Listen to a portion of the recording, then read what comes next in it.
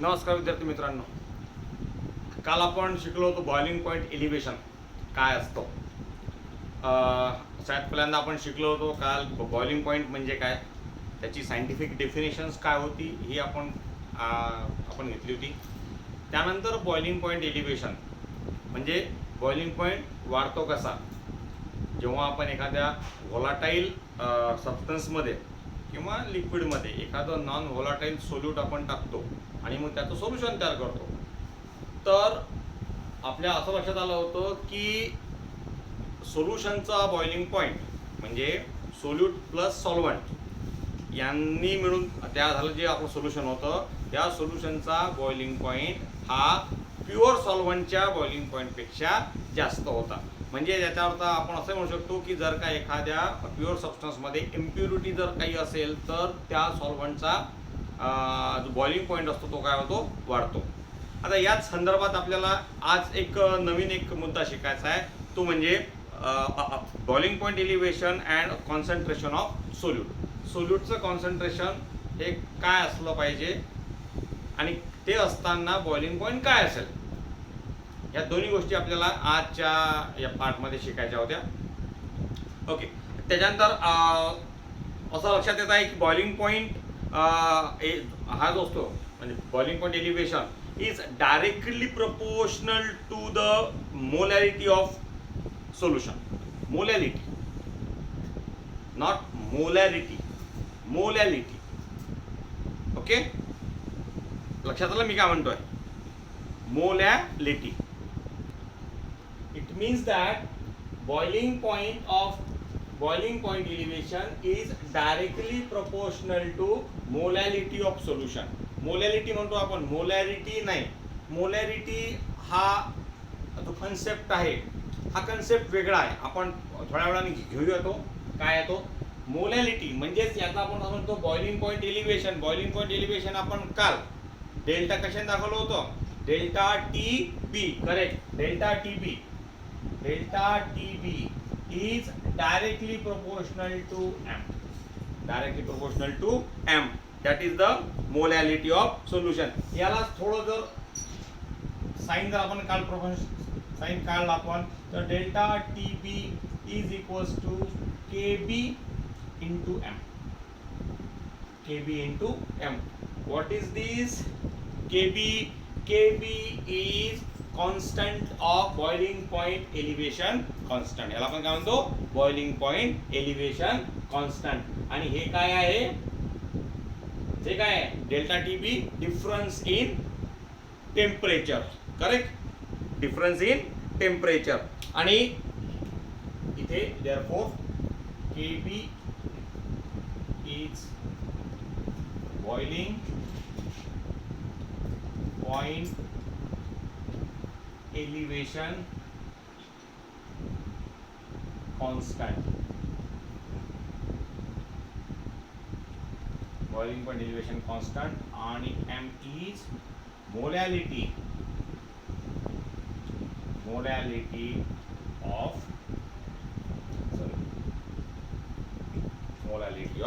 solute. Okay.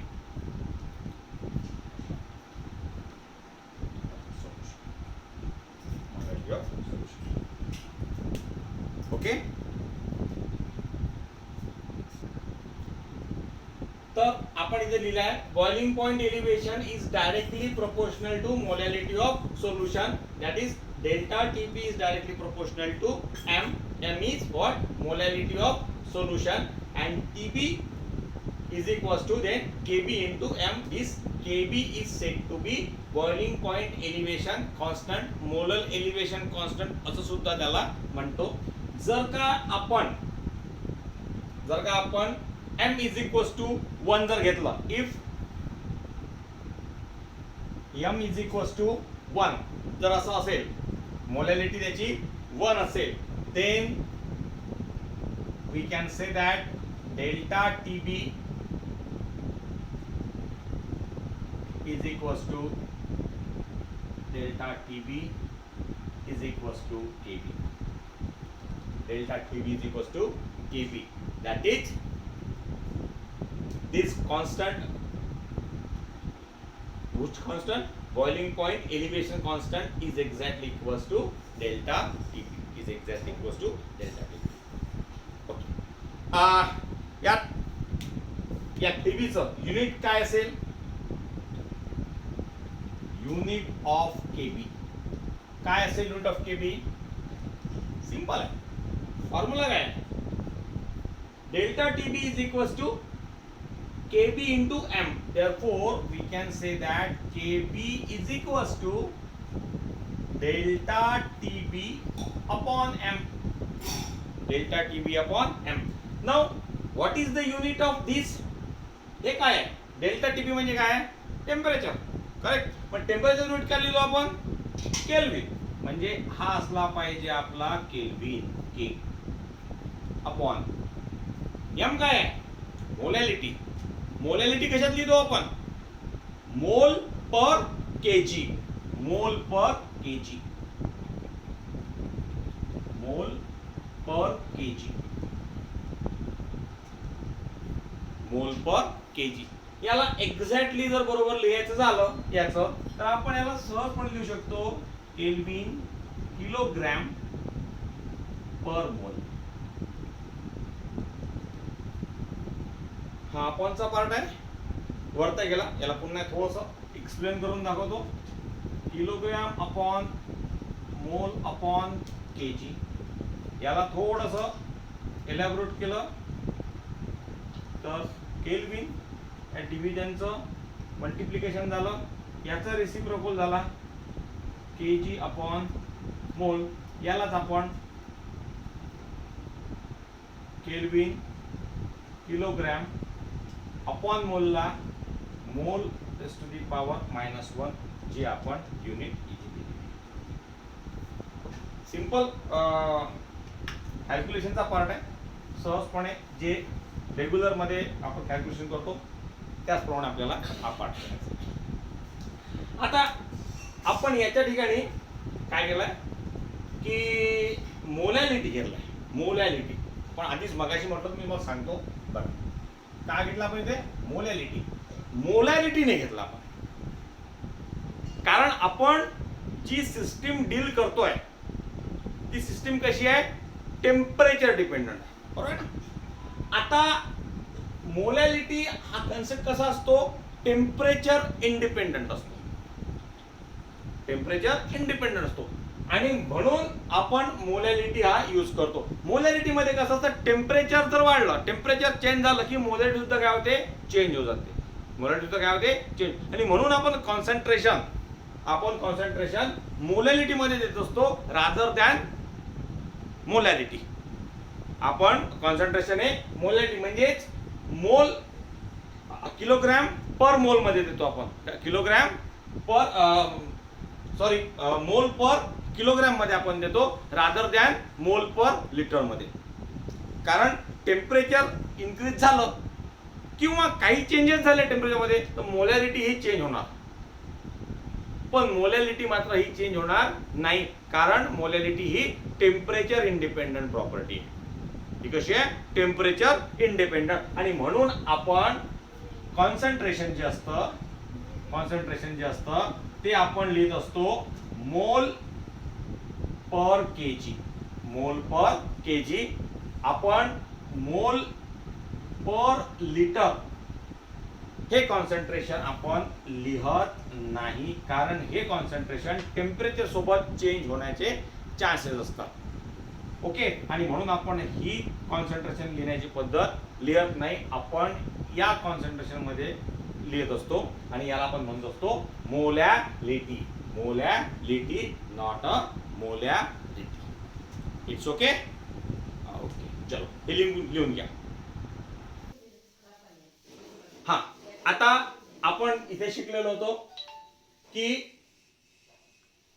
How to find out KB, unit of KB. तर हा पाठ तुम्ही लिहून घेतलेला आहे पक्का. याच्यानंतरचा एक छोटंसं एक युनिट आहे तो म्हणजे molar mass of solute from boiling point elevation. Molar mass of solute from boiling point elevation. मी आता हे मोडतोय.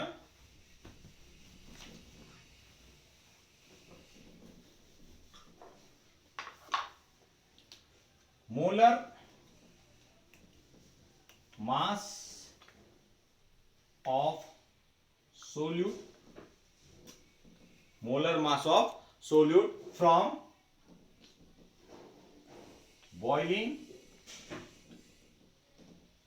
point elevation, boiling point elevation. Molar मास जे असेल ते आपण बॉइलिंग पॉइंट एलिव्हेशन पासून कसं काढायचं, फाइंड आउट करायचं. आत्ताच आपण शिकलो होतो की एक इक्वेशन शिकलो आपण. वी नो दॅट काय know that delta T B is equals to K B into M. Delta T B is equals to K B into 1. आपण याला इक्वेशन नंबर 1 म्हणूया. आपण याला इक्वेशन नंबर काय म्हणूया 1 म्हणूया. आता असं गृहीत धरा, suppose we prepare a solution by dissolving W2 gram of solute in W1 gram of solvent. आपण समजा एखादं असं सोल्युशन तयार केलं, ओके, ज्यामध्ये W2 ग्रॅम ऑफ सोल्यूट, एक सोल्यूट घेतलं, त्याचं वजन किती असेल W2 ग्रॅम, आणि जे W1 ग्रॅम ऑफ सॉल्वंट मध्ये आपण काय केलं, डिसॉल्व्ह केलं. लक्षात येतं ना आपण काय केलं. ओके, एक सोल्यूट घेतलं ज्याचं वजन W2 ग्रॅम असेल काहीतरी, व्हॉटएव्हर इट मे बी, आणि एक सॉल्वंट घेतलं. ऑब्वियसली सॉल्वंट कसं असलं पाहिजे आपलं, व्होलाटाईल, आणि सोल्यूट कसं असलं पाहिजे, नॉन व्होलाटाईल. एक लक्षात ठेवा. ओके, तर आपण समजा W2 ग्रॅम सोल्यूट घेतलं, W1 ग्रॅम सॉल्वंट घेतलं, या W1 ग्रॅम सॉल्वंट मध्ये W2 ग्रॅम सोल्यूट टाकलं. ओके, मग आता हे टाकल्यानंतर moles of solute in W1 gram of solvent किती होतील. Obviously W2 upon M2. मोलचा concept तो आहे की नाही, की किती ग्रॅम आहे ते डिवाइडेड बाय त्याचं molecular mass, correct, molar mass, बरोबर आहे की नाही. म्हणजेच आपण सपोज असं करूया, suppose we prepare W2 gram of prepare a solution in which W2 gram of solute dissolve in W1 gram of solvent. W1 gram of solvent समजा आपण केलं, तर मोल ऑफ सोल्यूट किती होतील. Therefore moles of solute in W1 gram of solvent. हे नाही लिहिलं तरी चालेल असतं आपलं, पण ओके ठीक आहे. किती असणार आहे, W2 अपॉन M2. M2 काय, where M2 is a molar mass of solute. Molar mass of solute. Okay, W2 upon M2. M2 काय आहे, मोलर मास ऑफ सोल्यूट. आता ज्याप्रमाणे आपण काढलं त्याप्रमाणे आपण सॉल्वंटचा सुद्धा मास काढू शकतो. सॉल्वंटचा मास आपल्याला तसंही माहिती आहे किती आहे. सॉल्वंटचा मास W1 ग्रॅम, काय W1 ग्रॅम. पण आपण जेव्हाही एखादं कॅल्क्युलेशन करतो ते आपण MK सिस्टीम मध्ये करत असतो, बरं, SI युनिट मध्ये करत असतो. मग वेट मासचं SI युनिट काय, तो आपण किलोग्राम घेत असतो. मग आता आपल्याला काय करावं लागेल, या ग्रॅमचं किलोग्राम मध्ये. सोपं एकदम करणं, जास्त काही नाही. कुठल्याही ग्रॅमला किलोग्राम मध्ये करायचं असेल तर 1000 नी काय करायचं, डिवाइड करायचं. इतकं सिंपल पार्ट तो आहे. त्यामुळे therefore mass of solvent is equals to W1 gram, correct, is equals to W1 upon 1000 kilogram. W1 upon 1000 kilogram. काय प्रॉब्लेम नाही. आता मेन मुद्दा आहे, आपल्याला किती आठवतो. तुम्हाला आठवत असेल आपण मोलॅलिटीचं एक एक्सप्रेशन घेतलेलं होतं. एक्सप्रेशन ऑफ मोलॅलिटी घेतलेलं होतं, आठवतं काय. फॉर्म्युला आठवतो काय? Molality of expression of molality M. मी सांगतो, तो असा होता, moles of solute upon mass of solvent in KG. Okay, पुन्हा मी लिहितो. नाव expression molality M M is equals to काय असणार आहे? M is equals to moles of solute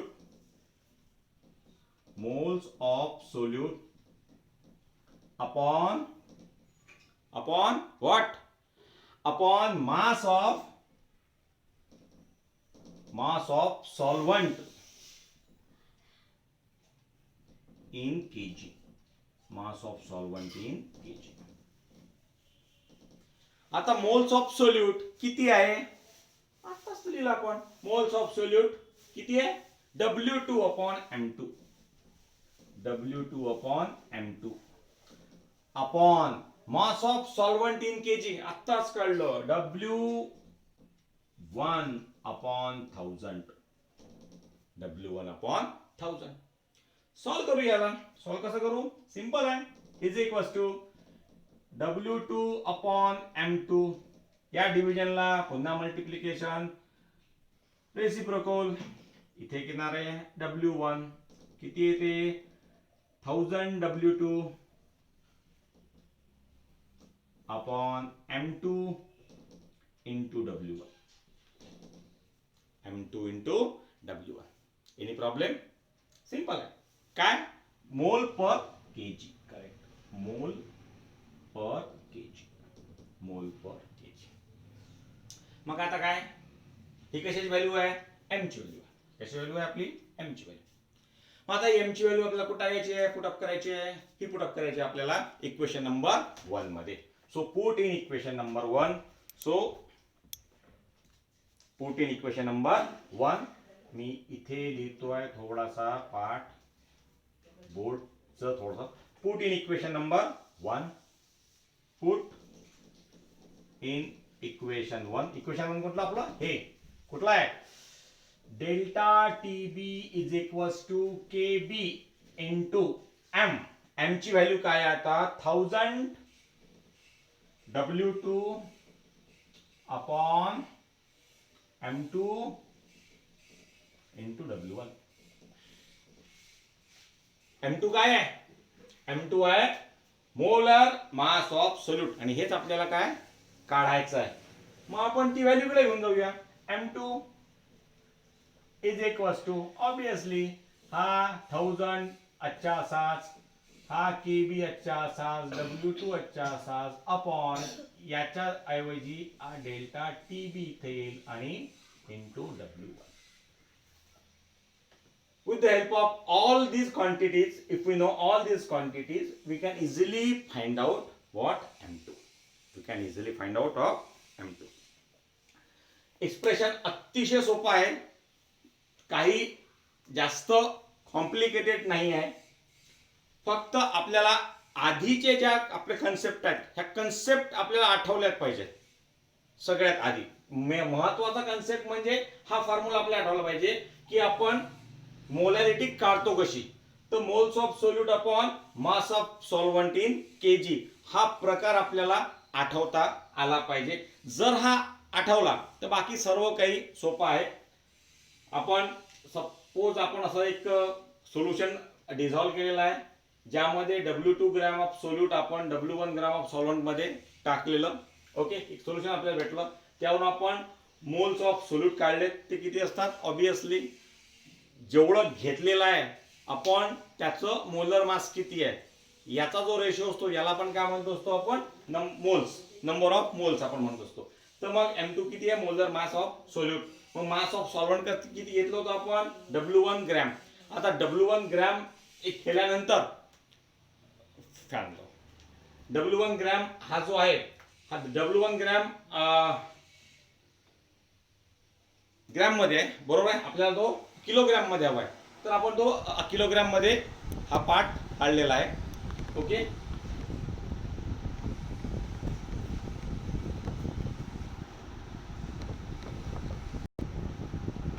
तर हा ग्रॅम मधला आपण काय केला, किलोग्रॅम मध्ये घेतला आणि किलोग्रॅम मध्ये आल्यानंतर आपण मोलॅलिटीचं एक्सप्रेशन घेतलं.